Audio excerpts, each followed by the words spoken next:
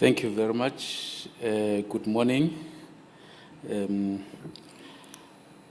Thank you for this opportunity.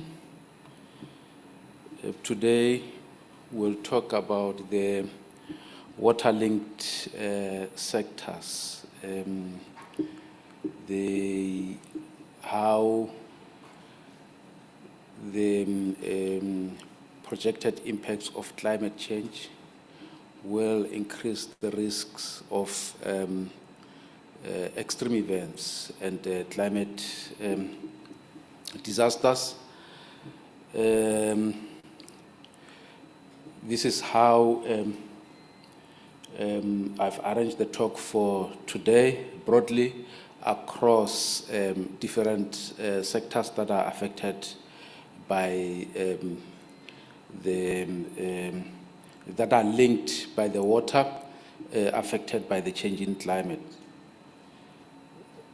We know that Southern Africa is extremely vulnerable to the impacts of climate change, and this brings the negative impacts on water resources and development, and we have seen a record increase in natural disasters and extreme weather events. And these changes in climate and increased variability brings significant implications to different water-linked sectors. And therefore, all the affected sectors have a significant role to play in improving the adaptive capacity and increasing the resilience to climate change. But I'll first start by looking broadly at the projected climate changes for South Africa, looking at the current climate change impacts, where some of them I won't repeat to detail as they've been covered already in the session yesterday, and Murapula will talk into detail some of them later after my presentation.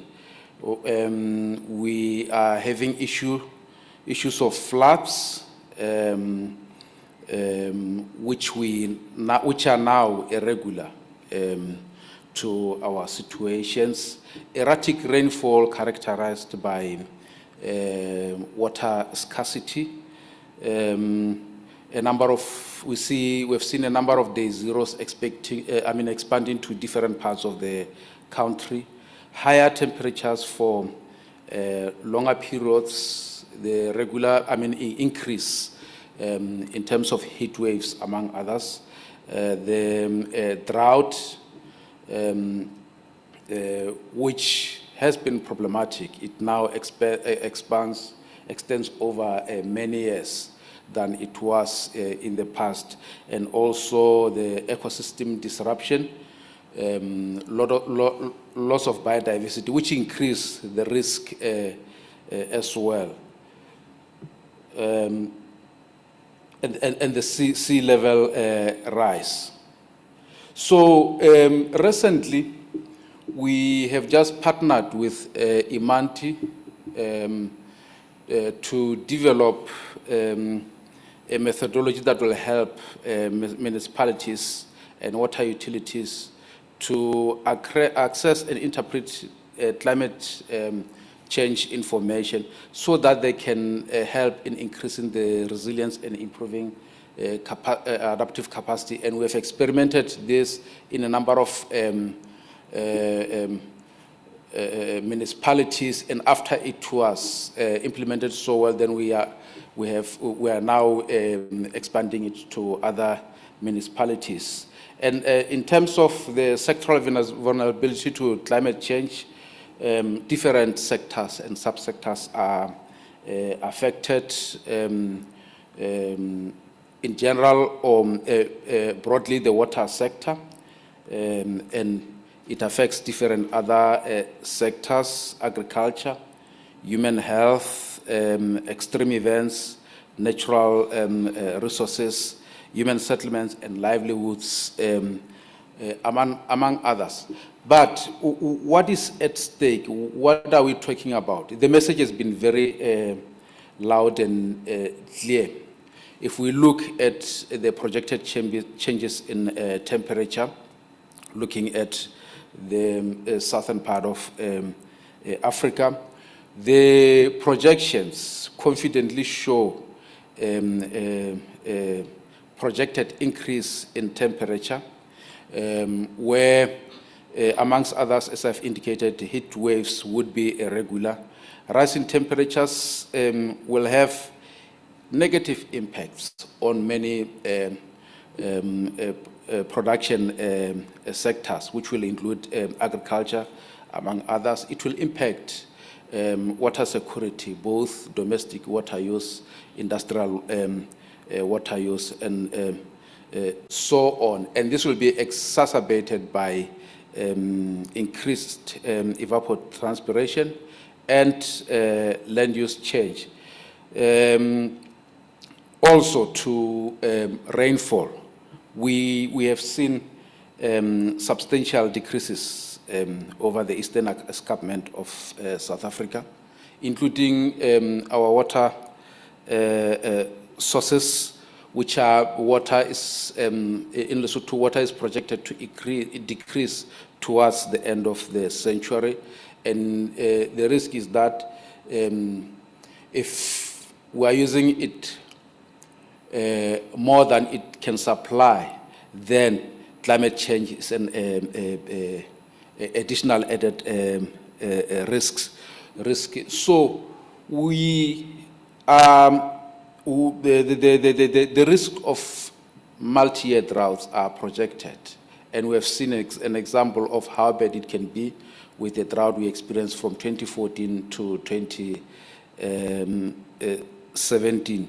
So, and this will be corresponding with alternating floods. So it brings a lot of risks to our society, communities, settlements, natural resources, and so on.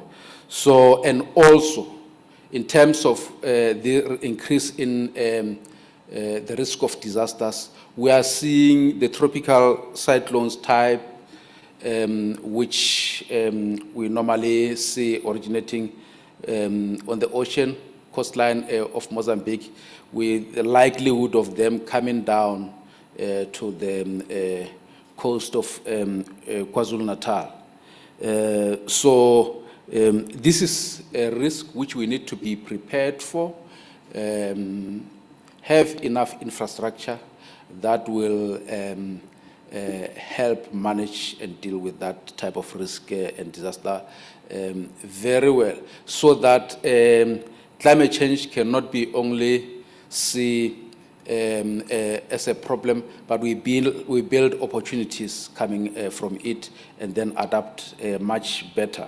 Let me go back to drought, which is a major issue for our country.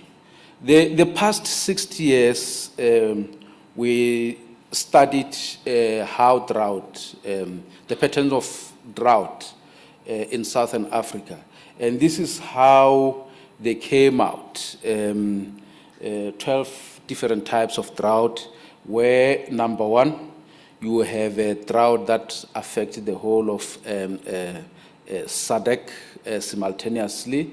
And then on the other hand, number 12, the opposite, the better situation, where there is a better water situation across all the country. But then the situation where the northern part of SADC is affected more than the southern part, and the opposite. And this type of drought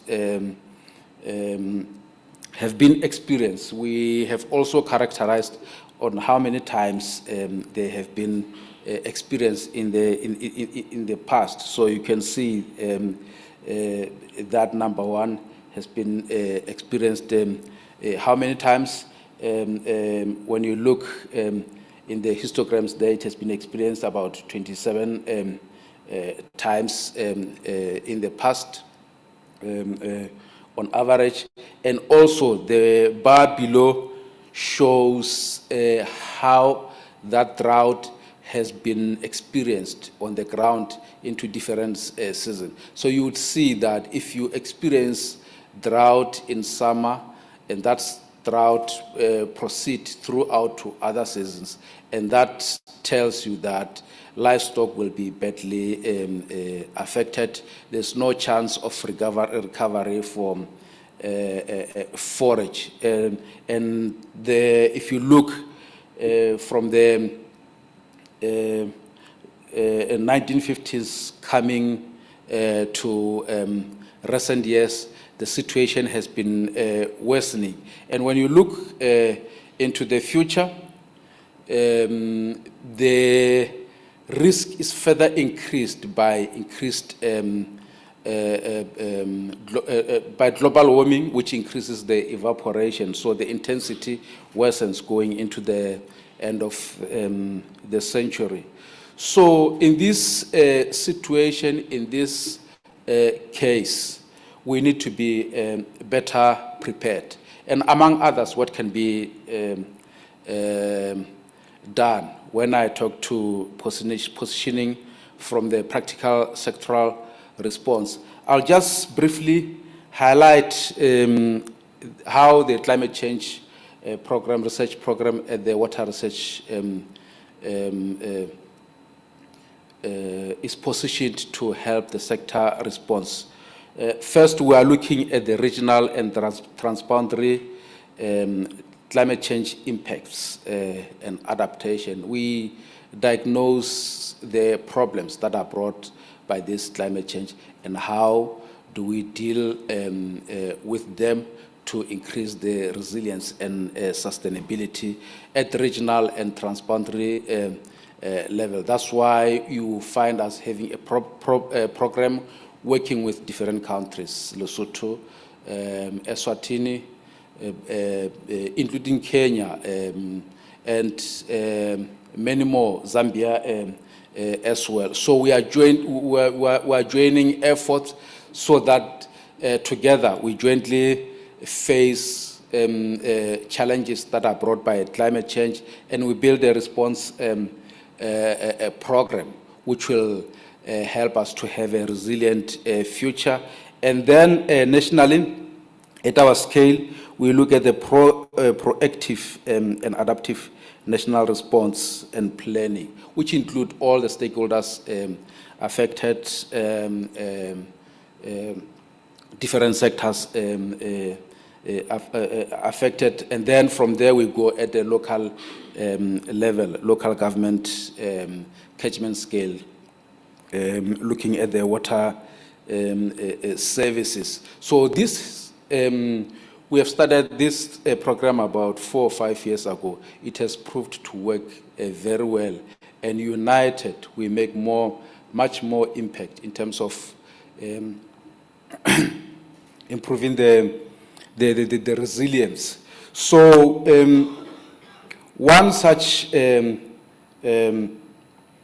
approach which we worked with our partner institutions to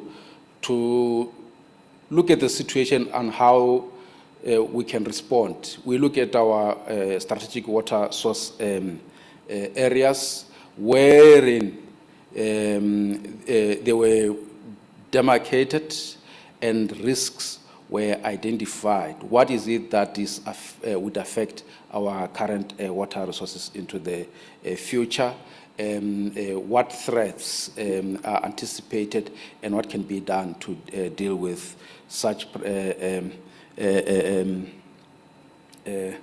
threats? So therefore, we came up with a plan for multi-tiered approach, which will look at the strategic water source area level, regional level, and local response. First is to protect our current water sources, and then build adaptive capacity, which will improve our local scale adaptation, and then factor in risk reduction and response to extreme, build resilience, wherein if the future says this area, which is characterized by this type of settlements, will face increase in floods, for example. Then what is the appropriate infrastructural response that will help us to make sure that instead of that flood water becoming a harm, we build underground infrastructure to capture and store such water so that then it can be used during the following years of drought and so, rather than it becoming a disaster. So this is the type of such adaptive response measures which we are building. And then we also characterize, looking at the risks, develop guidelines. This region will be affected in this way, and this is how the response should be done at catchment level, regional level. This so applies to the local government, local scale level. Specific responses after we have characterized all the projected climate change impacts for the whole country, and then what are the specific responses that are required to increase resilience and build sustainability in different areas that are affected. The next slide just show an example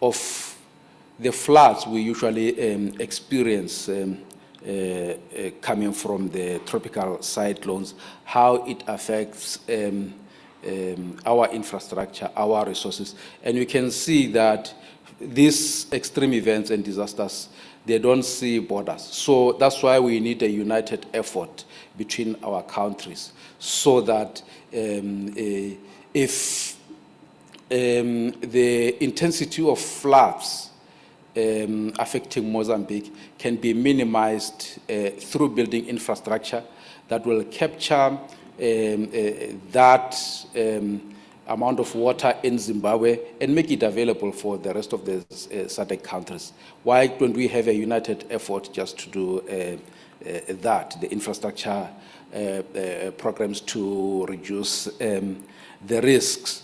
And also at the local scale, district scale, what is at stake, what do we have on the ground in terms of land cover, land use, biomes, sensitive ecosystems, which are vulnerable to these risks and disasters, or new land uses that makes our areas more vulnerable to disasters. So we need to have that in our local or district municipality, know what is at stake and how can we make our environment better for our constituencies, our communities, our audience. So this can be done in a multifaceted approach. For example, you zoom in deeper, you look at the degradation. You know that the more the area becomes degraded, it means that when you experience flood, they will create more havoc. You look at as well on the ecologically sensitive ecosystems. If we affect our if we destroy our wetlands, which serve to reduce the risk of flood to our settlements, to our communities, to our resources, then this will, the increase in extreme events will make the situation more dire. The same applies another form of ecological infrastructure, which is our estuaries. So we need to take care of these natural resources so that then we are better prepared to deal with the disasters. We build a resilient future. We don't wait for the future to regularly see these disasters happening, because then it will be very expensive to build such type of response or infrastructure program that will help us be more resilient. Looking at a broader scale as well, when you experience this situation in the agricultural situation, you are able to see, look at the trends and see this is how a dry year affects us over the previous years.